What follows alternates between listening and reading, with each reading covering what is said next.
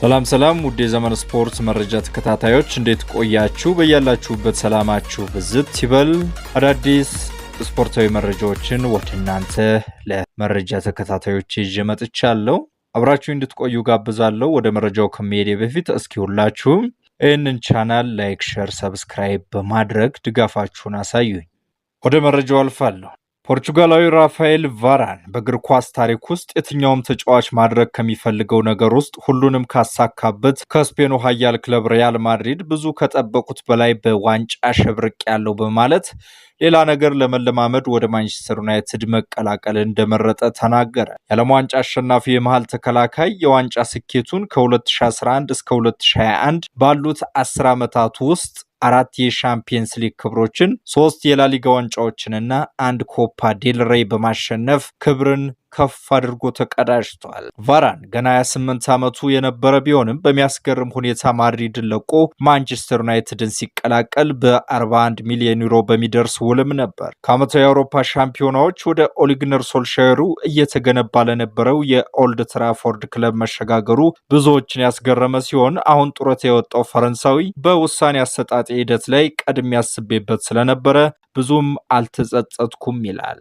ለራሴ ሌላ ነገር ልለማመድ እፈልጋለሁ አልኩ። ለእኔ እንግሊዝና ማንቸስተር የእግር ኳስ ፍቅር ላለበት በየቀኑ የሚኖሩበት ቦታ ነው። አሁን የተወሰነ ጊዜ ካለፈ በኋላ የሚገርም ተሞክሮ ስለነበረ ምንም አልጸጸትም ብሏል። ቫራን ምንም አይነት ጸጸት ላይኖረው ይችላል። ነገር ግን የዩናይትድን ጭቃ የበዛበት ተዋረድና የኤሪክ ቴን ሃግን ያልተሳካ የፍርሃት ስልቶችን ለማውገዝ አልዘገየም። በሚያስደንቅ ሁኔታ ቫራን ወደ ሪያል ማድሪድ የወሰደው የመጀመሪያ እርምጃም በመጨረሻ ኦልድ ትራፎርድ ላይ እንዲከትም አድርጎታል። ረጅም ሂደት ነበር ሲል ያብራራል። ጠዋት ከእንቅልፍ ተነስተህ መልቀቅ ፈልጋለሁ ስትል በጣም የሚያስገርም ነው። በ2018 ሁሉንም ነገር አሸንፌያለሁ። የሻምፒየንስ ሊግ ድላችንንም ከቡድን አጋሮች ጋር በፍጥነት አክብረናል። እንደተለመደው ነበር። ቀጣዩ እርምጃ ሻምፒየንስ ሊግን ማሸነፍና ቀጣዩን ማሰብ ነው። ከዚያም የዓለም ዋንጫን አሸነፍኩ እና ለራሴ ሁሉንም ነገር አሳክቻለሁ ብዬ አሰብኩ። በሕይወቴ ውስጥ ራሴን ያዋቀርኩበት የሙያዬን አስተዳደር በተመለከተ አንዳንድ ነገሮችን የገመገምኩበትና ለራሴ ስሜትን መቀጠል አለብኝ፣ የተለየ ነገር እፈልጋለሁ በማለት እንዳልኩትም የተለየውን አካባቢ፣ የተለየውን አየር፣ ከስኬት ባሻገር የነበረውን ፍጋትና ድል፣ እንደ ቡድን ያለውን የአቋም መውረድና መነሳት ሁሉንም አየሁ ይላል የፈረንሳዩ ቁጥር 1 ተጫዋች ራፋኤል ቫራን። የእንግሊዝ ከ21 ዓመት በታች አሰልጣኝ ሊ ካርስሊ በታዳጊው ኮከብ ኢታን ንዋኔሪ ላይ ከአርሰናል ጋር መደበኛ ግንኙነት ለማድረግ እንዳሰበ ተናገረ። የ18 ዓመቱ ወጣት ማርቲን ኦዴጋርድ፣ ቡካዮ ሳካ፣ ገብርኤል ማርቲኔሊ እና ካይ ሃቨርትስ በመድፈኞቹ የመጀመሪያ ቡድን ውስጥ የመጫወት እድሎችን ከተከፈተላቸው በኋላ ነው ወደ ስፍራው የገባው። በ18 ዓመት ከ181 ቀን መስከረም 2022 ለአርሰናል ሲጫወት በፕሪሚየር ሊጉ ታሪክ ትንሹ ተጫዋች ነበር። በሁለቱም እጆቹ እድሉን ከፍቷል። ሳካ በሌለበት በቀኝ ክንፍ ተሰልፎ በመጫወትም ሚኬል አርቴታን አስገርሟል። ለቶማስ ቱዌል የመጀመሪያ ከፍተኛ የእንግሊዝ ቡድን በቅርብ ጊዜ ለዓለም አቀፍ እረፍት ጥሪ ቀርቦ ነበር። ነገር ግን ንዋኔሪ በመጨረሻም ከ21 ዓመት በታች ቦታ ላይ መቀመጥ ነበረበትና ወደዛ ተሰልፎ መጫወትን ችሏል። ፈረንሳይና ፖርቹጋልን ከማግኘቱ በፊትም ከዚህ ቀደም ተጫውቶ አያውቅም። ንዋኔሪ በጨዋታ እጅግ በጣም ጥሩ የሆነ ጎል አስቆጥሮ ከጨዋታው በኋላ ከእንግሊዝ ከ21 ዓመት በታች አለቃ ሊ ካርስሌ ከፍተኛ አድናቆትን ተቀዳጅተዋል። ካርስሌ ከጨዋታው በኋላ በእርግጠኝነት ያገኘው ምርጡ አጨራረስ ይመስለኛል ብሏል።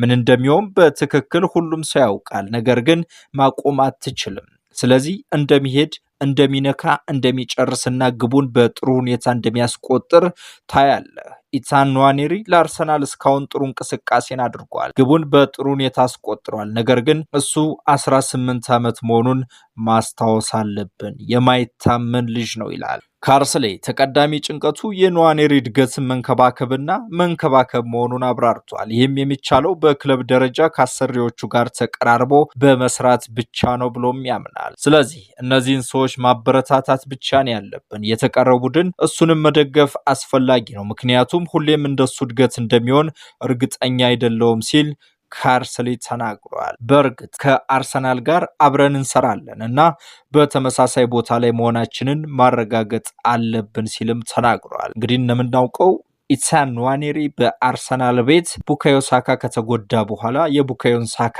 ቦታ በመያዝ ነው ጨዋታዎችን ያደረገው። በቻምፒየንስ ሊግ፣ በእንግሊዝ ፕሪሚየር ሊግ እንዲሁም በኤፍኤ ካፕ እየተሰለፈ መጫወት ችሏል። ጎሎችን አስቆጥሯል። ጥሩ እንቅስቃሴንም ማድረግ ችሏል። አሁን ደግሞ ከ21 ዓመት በታች ዓለም ዋንጫ ማጣሪያው በኔሽንስ ሊጉ ማለት ነው በሊካርስሊ በሚሰለጥነው የእንግሊዝ ብሔራዊ ቡድን በመሰለፍ ግሩም ጎልም ማስቆጠሩን እናስታውሳለን። ሌኒ ዮሮ በቅርቡ ከጉዳት ይመለሳል ተብሎ ከሚጠበቁ 4 የማንቸስተር ዩናይትድ ተጫዋቾች መካከል አንዱ እንደሆነ ዘገባው አመላክቷል። ፈረንሳዊው የመሃል ተከላካይ ባለፈው ክረምት በ52 ሚሊዮን ዩሮ ከሊል መዛወሩ ይታወሳል። የቁርጭምጭሚቱ ጉዳት ከደረሰበት በኋላም የመጀመሪያ ጨዋታውን ለማድረግ 4 ወራት ያህል ሲጠብቅ ቆይቷል። ታዳጊው የአካል ብቃት እንቅስቃሴውን መልሶ በማግኘቱ በሩበን አሞሪም ስር በመሆን በመጋቢት ወር መጀመሪያ ላይ ከእግሩ ጉዳት በፊት መደበኛ ሆኖ ራሱን ማሳየት ችሏል። ከዮሮ ጎን ለጎን ዩናይትድ ሃሪ ማጓየርን እና ኮቢ ማይኖን በሚቀጥለው ሳምንት ከኖቲንግሃም ፎሬስት ጋር በሚያደርጉት የጨዋታ ቀን ቡድኑን ሊቀላቀሉ እንደሚችሉ ማንቸስተር ኢቭኒንግ ኒውስ ዘግቧል። ማጓየር ለክለቡ ለመጨረሻ ጊዜ የተጫወተው በመጋቢት ወር የመጀመሪያ ሳምንት መጨረሻ በፉልሃም የኤፍኤ ካፕ ዋንጫ ጨዋታ ነበር። በጨዋታውም ሽንፈትን ማስተናገዳቸው አይዘነጋም። ማይኖ ለመጀመሪያ ቡድን በመጫወት ወሳኝ ተጫዋች መሆኑን ቢያሳይም የጡንቻ ጉዳት እንግሊዛዊውን ተጫዋች ለ2 ወራት ያህል ከጨዋታ ገሸሽ አድርጎታል። በሕክምናው ክፍል ውስጥ በነበረው ቆይታም ማይኖ ማንቸስተር ዩናይትድን ለቆ የመውጣት ፍላጎት እንዳለው በሚነገርለት ዜና ከቅርብ ሳምንታት ወዲህ በዜና አውታሮች ላይ ሲነገር ቆይቷል። አራተኛውና የመጨረሻው ተጫዋች ወደ ዩናይትድ ቡድን ተመልሷል። ይህንንም አስገራሚ የሚያደርገው በመጋቢት ኢንተርናሽናል ረፍት ዋዜማ ላይ አይደን ሄቨን ከሌስተር ሲቲ ጋር በነበረው ጨዋታ ነበር የተጎዳው። ይህም ለክረምቱ ምልመላ ረዘም ላለ ጊዜ ከጨዋታ ይርቅ የሚል ስጋትን ፈጥሮ የነበረ ቢሆንም እነዚያ ስጋቶች ሁሉ ተቀርፈው በፍጥነት ተወግደዋል። በዚህ ወርም ወደ ልምምድ ይመለሳል ተብሎ ይጠበቃል። ነገር ግን የግራ እግሩ ተከላካይ ወደ ፎረስት ሲቲ ግራውንድ ለመጓዝ ብቁ መሆን አለመሆኑ ወደፊት የሚታይ ይሆናል። እንዲሁም ፓትሪክ ዶርጉም አሁን ፓትሪክ ቻይና ዛፔርጉ ዶርጉ ተብሎ እንደሚጠራ ታውቋል። ወደ ሜዳም በቅርቡ የሚመለስ ሲሆን ነገር ግን አሁንም በዩናይትድ ቤት በርካታ ቁልፍ ተጫዋቾች ወደ ሜዳ አልተመለሱም። ወሳኝ የሚባሉ ተጫዋቾች ይቀራሉ። ከነዛም መካከል ሊሳንድሮ ማርቲኔዝ እና ጆኒ ኢቫንስ ለወደፊት በሜዳ ላይ ይገኛሉ ተብሎ የሚጠበቁ ተጫዋቾች ያደርጋቸዋል። ሉክ ሾውም ወደ ሜዳ የሚመለስበት ጊዜ እየተቃረበ ይገኛል። ማክሰኞ ማንቸስተር ዩናይትድ ወደ ኖቲንግሃም ፎረስት ከተጓዘ በኋላ እሁድ ተቀናቃኙን ማንቸስተር ሲቲን በማንቸስተር ደርቢ ያስተናግዳል። እንግዲህ እነዚህ ተጫዋቾች ለማንቸስተር ዩናይትድ ከተመለሱ ምናልባትም እንደዚህ ያልተንኮታኮተውን የተሻለውን የሩበን አሞሪሙን ማንቸስተር ዩናይትድ የምንመለከት ይሆናል ብለን እናስባለን። የባርሴሎና የክንፍ መስመር ተጫዋች ራፊኒያ ማክሰኞ ምሽት ብራዚል በምንጊዜም ተቀናቃኙ አርጀንቲና ሽንፈትን ካስተናገደች በኋላ ያልተገባ ንግግር በመናገሩ ወቀሳ እየደረሰበት ይገኛል። ያላንጋፋ ተጫዋቹ ሊዮኔል ሜሲ የተጫወተው የአርጀንቲና ስብስብ በቦነስ አይረስ 4-1 ብራዚልን በማሸነፍ በ2026 የዓለም ዋንጫ መቆየቱን ሲያረጋግጥ ገና 4 የማጣሪያ ጨዋታዎች እየቀሩ ነው።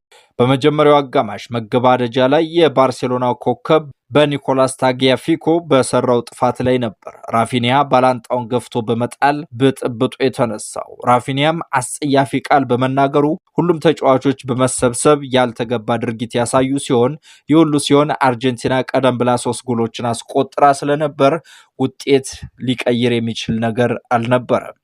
የአርጀንቲናው አሰልጣኝም ከጨዋታው በኋላ ራፊኒያ ሆን ብሎ እንዳልሰራ ስለማውቅ ይቅርታ ጠይቃለሁ ብሏል። እሱ ቡድኑን እየጠበቀ ነበር፣ እኛ ዋጋ የምንሰጠው ሞቅ ያለ ጨዋታን ስለምንመርጥ ነው ብሏል። ብራዚል ከ1930 ጀምሮ በእያንዳንዱ ውድድር ላይ በመጫወት ያላትን ተወዳዳሪ የሌለውን ሪከርድ ለማስቀጠል በቀሪው የዓለም ዋንጫ ማጣሪያ ትንሽ ስራ ይጠብቃታል ተብሎ እየተዘገበ ይገኛል። ወደ እንግሊዝ ፕሪሚየር ሊግ እንመለስና የኒውካስል ዩናይትድ ጉዳይ እናንሳ። ኒውካስል ዩናይትድ የሊቨርፑሉን የመሃል ተከላካይ ጃሬል ኳናሽን ለማዘዋወር ቢፈልጉም ሊያወጡት ከሚችሉት ወጪ አንጻር ተገድበው መቆየታቸው ይታወሳል። ከ2022-23 ጀምሮ የኒውካስልን የዝውውር አቅም የገደበው የፋይናንሻል ፌር ፕሌይ አሁን ላይ የሚስተካከል ይመስላል። በዘንድሮ የውድድር ዓመት ምርጥ 4 ወይም 5ኛ ሆነው ማጠናቀቅ የሚችሉ ከሆነ በነፃነት የተለያዩ ተጫዋቾችን ማዘዋወር ይችላሉ። ከኢብራሂማ ኮናቴ ጀርባ ቨርጂል ቫን ዳይክን በመቀላቀል በተጠባባቂነት ኳናሽን ሊቨርፑሎች የተጠቀሙበት ሲሆን ኳናሽም በዚህ ሲዝን 10 የፕሪሚየር ሊግ ጨዋታዎችን አድርጓል። በሁሉም ውድድር የጀመረው 11 ጨዋታዎችን ብቻ ሲሆን ከነዚህም ውስጥ ግማሹ በሊቨርፑል የካራቦ ካፕ ጨዋታ ነው። ኒውካስል ከአንቶኒ ጎርደን ጋር የተሳተፈ ያልተሳካ የመለዋወጥ ስምምነት አካል በሆነው ባለፈው ክረምት ኳናሽን በተመለከተ ጥያቄዎችን ካደረገ በኋላ አቀራረብን እየመዘነ እንደሆነ ዘ ታይምስ ጋዜጣ ዘግቧል። የ30 ሚሊዮን ዩሮ ልውውጥ ፓኬጅ በክለቡ የውጭ እቅድ ላይ ትልቅ ችግር አይፈጥርም የሚል አስተያየትም እየተሰጠ ይገኛል። ሊቨርፑል ቫንዳይክን ለመተካት ችግር ተጋርጦበታል። ምንም እንኳን ከዚህ ውድድር ዘመን ያለፈ ኮንትራት ቢፈራረምም በሆላንዳዊው እድሜ ምክንያት ቅር የተሰኙ ይመስላሉ። ነገር ግን ቀያዮቹ ሊቨርፑሎች ያን እድል አብሯቸው ላለው ኳናሽ የሚሰጡ አይመስልም። እንደ ቦሩሲያ ዶርትሙንድ፣ ኒኮ ሸልተርቤርግ፣ የአርቢ ሌፕዚጉ ካስቴሎ ሉክባና የበርንማውዙን ዲን ሁይጅሰንን ከመሳሰሉት ጋር ግንኙነት አድርገዋል የሚል ዜና እየተሰማ እንገኛለን። ኒውካስል በተለይ ፋቢያን ሻርን ለማሻሻል የቀኝ እግሩን የመሃል ተከላካይ ኢላማ ያደረገ ሲሆን ኳናሽ ካለፈው ኢላማ ከማርክ ጉሂ የበለጠ ተመጣጣኝ አማራጭ እንደሚሆን ይጠበቃል። ምንም እንኳን አንጻራዊ ልምድ ቢኖረውም የ22 ዓመቱ ተጫዋች በቀድሞ አለቃ የርገን ክሎፕ ስር 55 የአንደኛ ቡድን ጨዋታዎችን ተጫውተዋል። እንዲሁም የእንግሊዝ ጊዜያዊ የዩሮ 2024 ቡድን አባል እንደነበር